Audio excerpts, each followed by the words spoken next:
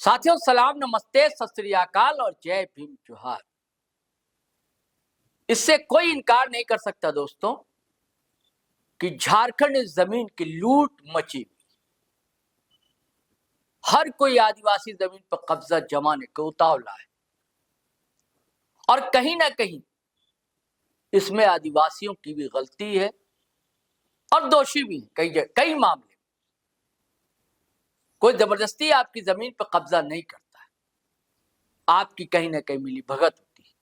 यह तय है कि आदिवासी अपनी जमीन बेच नहीं सकते, फिर कैसे अटलिकाएं खड़ी हो जाती है। एक डीड तो होती है ना, उसमें साइन भी होता है, ये सारी चीजें तय है। लेकिन जितने आदिवासी नेता हैं या नेत्रियां सभी एक दूसरे पर आरोप प्रत्यारोप की झड़ी लगाने को बेचैन रहते हैं। इसका मतलब यही, एक मुहावरा है ना, हमाम में सभी नंगे। ताजा विवाद वार्ड 1 का है दोस्तों, अब पाहन से जुड़ा हुआ है कि पाहन को हटा दिया गया, आरोप लगे उस पर, और उसके बाद भड़क गई है, बमक गई है चर्चित आदिवासी नेत्री निशा कुमारी भगत। ये वही निशा कुमारी भगत हैं कि कुछ दिनों पहले तक केंद्रीय सरना समिति के महिला मोर्चा की अध्यक्ष थी और समिति के अध्यक्ष जो है फूलचंद तिर्की उनको गुरु तक मान रही थी और आज गुरु पर ही आरोप लगा रही। सीधे सीधे कह दिया है, कहना नहीं चाहिए दोस्तों, कि फूलचंद तिर्की दलाली करते हैं, जमीन दलाल। और एक और नेत्री है, चुनावी निकाय चुनाव लड़ चुकी हैं, वर्षा गाड़ी, उनका आजसू पार्टी से भी संबंध रहा है, उन पर भी आरोप लगा है। और यही उनकी जबान थमी नहीं दोस्तों, मुख्यमंत्री हेमंत सोरेन को लेकर भी जैसी बातें कही वह अशोभनीय ही कही जाएगी। सूबे का अगुवा, आदिवासियों का बड़ा लीडर, राज्य का मुख्यमंत्री, उसके खिलाफ बोलना, विपक्ष के नेता है उनकी बात अलग है, विपक्ष के पार्टियों के विधायक है उनकी बात अलग। आप है क्या? और जैसी भाषा का इस्तेमाल किया है निशा भगत ने, आप खुद सुनेंगे दोस्तों तो हैरान रह जाएंगे, हंसी आएगी, गुस्सा आएगा, या आपको अपने सिर के बाल नोचने का मन करेगा। ऐसा ही कुछ कहा है, क्योंकि पढ़ी लिखी है, बोलती भी अच्छा है निशा कुमारी भगत। लेकिन प्रेस कॉन्फ्रेंस में जैसा अपने ही नेताओं के खिलाफ अमृत उगला है, मैं क्या कहूं। जमीन से जुड़ा मामला और अपना एक आदिवासी लीडरशिप की खींचतान जो है, इसके पीछे यही वजह दिखलाई देती है। और बताइए फूलचंद तिर्की, जिनके साथ साथ प्रेस कॉन्फ्रेंस कुछ दिनों पहले तक किया करती थी, मैं क्या बताऊं। मैं चाहता हूं कि आप खुद सुनिए दोस्तों। और हाँ, ईसा मूसा इस पर भी अटैक, रटी रटाई बात हो गई है निशा कुमारी भगत की। तो चलिए मैं चाहता हूं सीधे सुनिए दोस्तों, बवाल तो मचना, बवाल मचेगा। अगले वीडियो में हम आपको सुनवाएंगे कि आखिर फूलचंद तिर्की ने क्या कहा और कैसा करारा जवाब दिया। लेकिन पहले सुन लीजिए इस वीडियो में निशा कुमारी भगत क्या कहती है। चूंकि पूरे झारखंड राज्य में एक आदिवासी बेटा होने के बावजूद एक माननीय मुख्यमंत्री जो झारखंड के आदिवासी होने के बावजूद आज हमारी जो आस्था, संस्कृति, परंपरा और जमीनों का जो लूट हो रहा है, ये काफी शर्मसार है।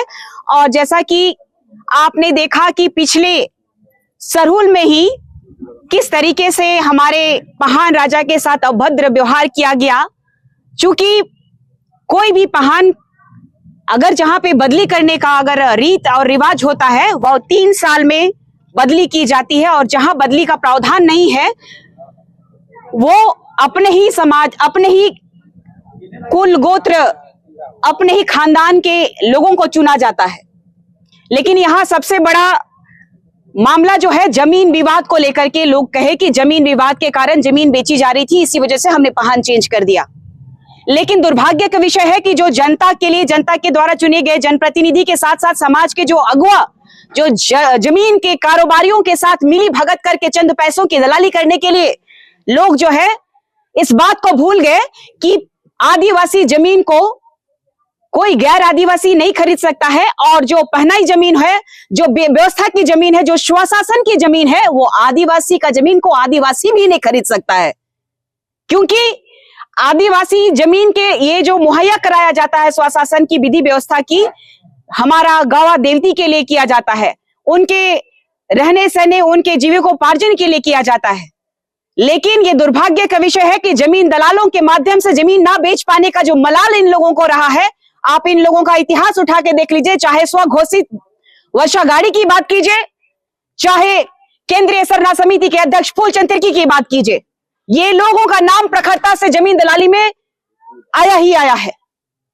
और मैंने कहा था कि समय आने दीजिए, समाज को गुमराह करने वाले जितने भी समाज के दलाल प्रवृत्ति के लोग हैं, उनका पर्दाफाश करने का काम करूंगी।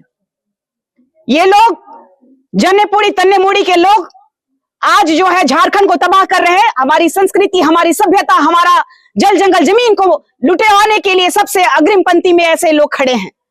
अगर आपको पहान बदली करना था तो हमारा रीति रिवाज और परंपरा के हिसाब से सरूल जो नववर्ष, जो कि नया जीवन के रूप में हम लोग शुरुआत करते हैं, चाहे धन धान्य की बात कीजिए, इस प्रकृति की बात कीजिए, नया जीवन की बात कीजिए, हमारा उस समय बदली होता है जब सरूल का प्रक्रिया होता है।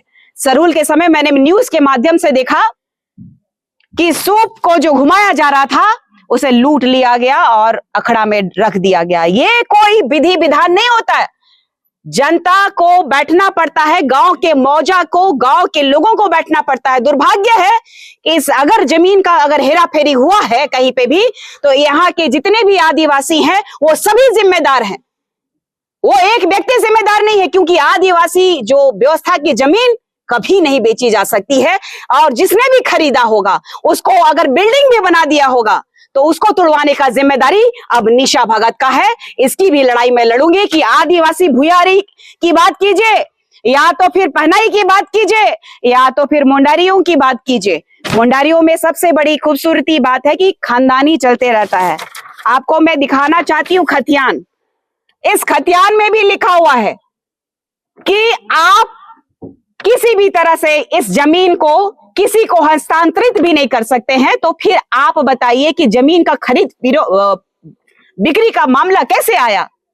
आज मुझे यहां आने से पहले जिस तरीके से झंडा प्रकरण में मुझे अजय तिर्की जैसे जमीन दलाल के लोगों के द्वारा जो फोन करके धमकाया गया था, ऐसे ही आज मुझे एक मुस्लिम समुदाय के कट्टमकुल्ली से एक जमीन दलाल फोन करता है और कहता है कि इस जमीन में आप ना पड़े, हम दिल्ली में हैं, हम आके बात करते हैं, हमारे रिश्तेदार हैं। हम बोले आदिवासी आपका रिश्तेदार हो गया महान, एक मौजा से दूसरे मौजे की बात।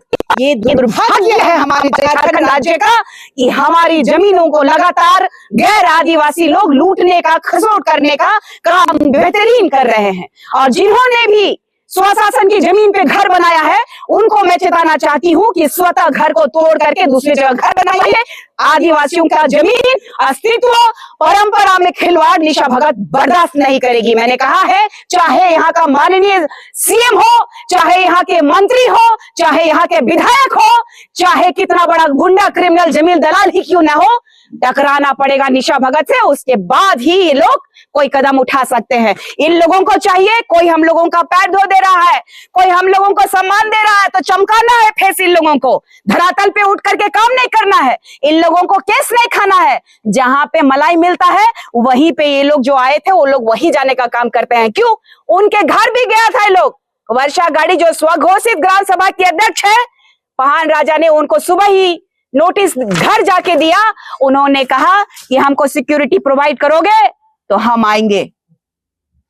ये कौन सा तुक बन गया कि समाज में जाने के लिए सिक्योरिटी की आवश्यकता है?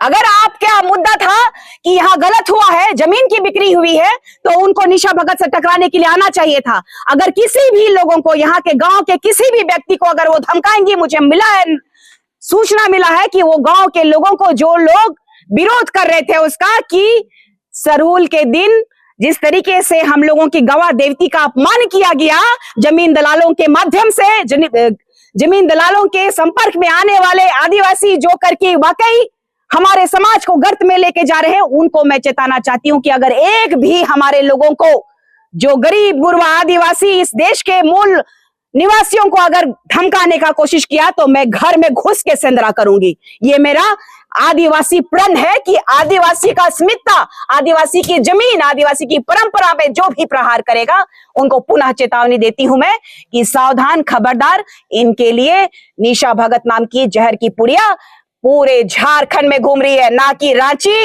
ना कि गुमला, ना कि सिमडेगा, ना कि खूंटी, ना कि जमशेदपुर। पूरा झारखंड जो है 5th शेड्यूल के तहत आने वाला झारखंड राज्य है और पेशा अधिनियम कानून जो है लागू हो चुका है।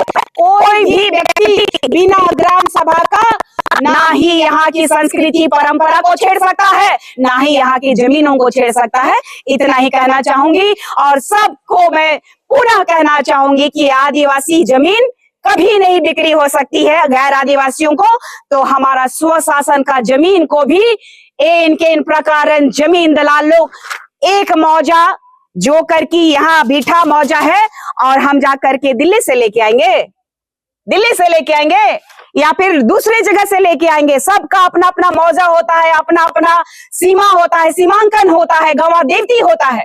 तो समझने की आवश्यकता है। इतना कह के अपने समाज के जितने भी लोग जो है चुप्पी साधे हुए हैं उनको मैं तमाम लोगों को कहना चाहती हूं, अब समय है, उठिए, जागिए, नहीं तो ये अंतिम समय है।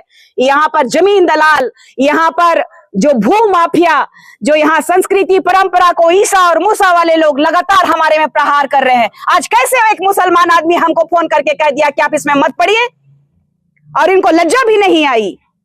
मैं उस खान साहब को कहना चाहती हूँ और कहा भी मैंने कि जमीन दलाली करना है तो आदिवासियों की जमीन की दलाली मत कीजिए, नहीं को गोली से मारने की धमकी दी गई है, कहां तक सच्चाई है ये?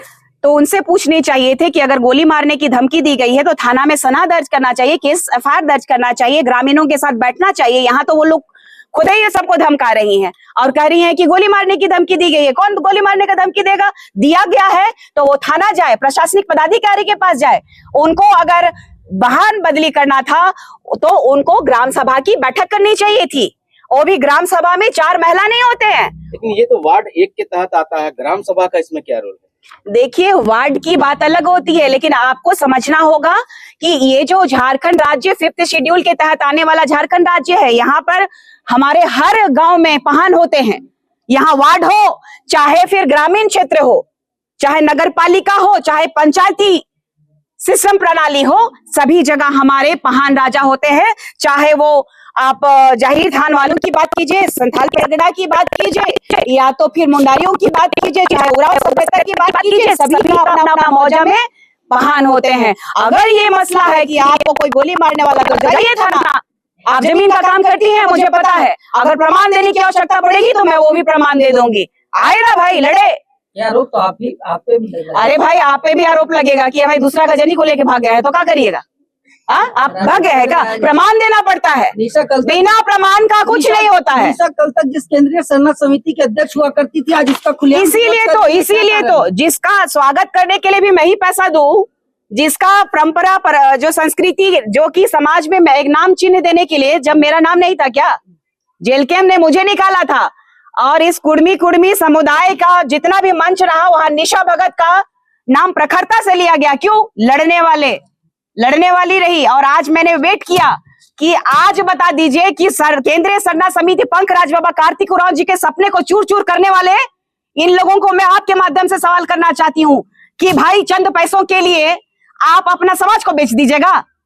फूलचंद तिर्की बेच रहे हैं इसका मतलब? ऑफ कोर्स, आपके पास में ये पेपर है, आपको जांच करके आना चाहिए। आप एक आदिवासी समुदाय से आते हैं, फ्रिक्शन पैदा करने वाले लोग हैं ये लोग, जो करके मुझे कहीं ना कहीं लगता है कि गिरजा घर के संपर्क में है इसी वजह से, और जमीन दलालों के संपर्क में है इसी वजह से। जमीन की बात थी तो आपको कोर्ट कचहरी जाना था।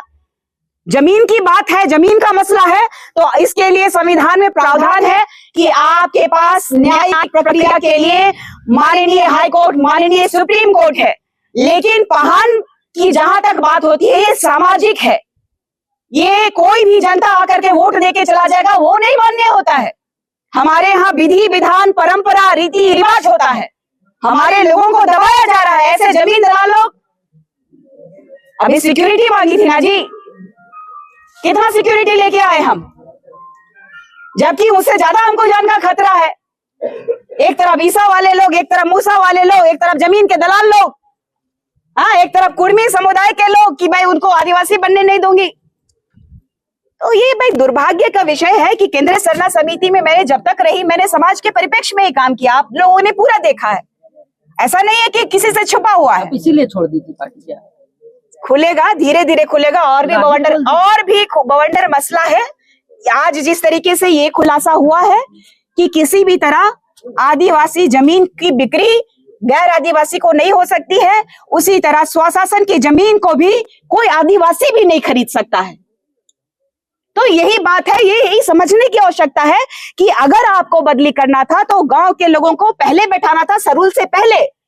सरूल के समय में बदली होता है और सरूल के बाद है तो दसवीं समझ लीजिए कि राजनीति। अगर किसी विशेष परिस्थिति में इनका मरना हो जाता, अगर मर जाता बच्चा या फिर कोई किसी तरह से ये असक्षम होते या तो फिर इच्छा नहीं होती तो वो सौंप देते, स्वतः सौंपते। लेकिन जब बदली होता है तब भी पूर्व पहान होते हैं और वर्तमान पहान होते हैं। तो पूछिए आप लोग कि वर्तमान पहान और पूर्व पहान क्या एक साथ है? किसने बदली किया? किसने इतना राइट दे दिया? बस गोड़ धोए लाया तो नहीं मन, माला पहने लाया तो नहीं मन। ये फूलचंद जैसे कीड़ा लोगों को समाज से हटाना होगा। जमीन दलाली करने वाली वर्षा गाड़ी जैसे लोगों को समाज से बहिष्कार करना होगा, तभी जाकर के समाज सुधर पाएगा। डर कब तक रहेगा? गरीब गुरुआ को डराना बहुत आसान होता है, जिसके पास खोने के लिए कुछ नहीं है। मतलब अब हमारे पास जमीन भी नहीं रहेगा, हमारा संस्कृति परंपरा नहीं रहेगा, तो खोने के लिए क्या है? तो आदिवासी समुदाय से मैं अपील करूंगी आपके माध्यम से, हमारे पास अब खोने के लिए कुछ भी नहीं है। लड़ाई लड़िए, नहीं तो ये जो बचा खुचा जमीन भी जमीन के दलाल लोग लेने का काम करेंगे। ये पहान राजा और यहाँ के लोगों से पूछेंगे तो ये बेहतर बता पाएंगे, क्योंकि जो जमीनें अगर बिक्री हुई है, मैंने कहा जो जमीनें बिक्री हुई है उस पे हम लोग एक्शन लेंगे और पूरा गांव के लोग एक्शन लेंगे कि कैसे यहाँ पे बिल्डिंग्स बन गए, कैसे लोग यहाँ पे सेंधमारी कर लिए। तो चलिए साथियों, आपने निशा कुमारी भगत को सुन लिया। मैं नए वीडियो के साथ हाजिर रहूंगा, लेकिन आपसे गुजारिश है कि पहली बार आए हमारे चैनल पर तो सब्सक्राइब कर लीजिए। फेसबुक पर भी पेज हमारा है, फॉलो कर लीजिए। हमारी वेबसाइट है gtroadlife.com, उसे भी क्लिक किया करें। और वीडियो हमेशा की तरह धड़ाधड़ फटाफट खटाखट शेयर करें, लाइक करें, कमेंट करें।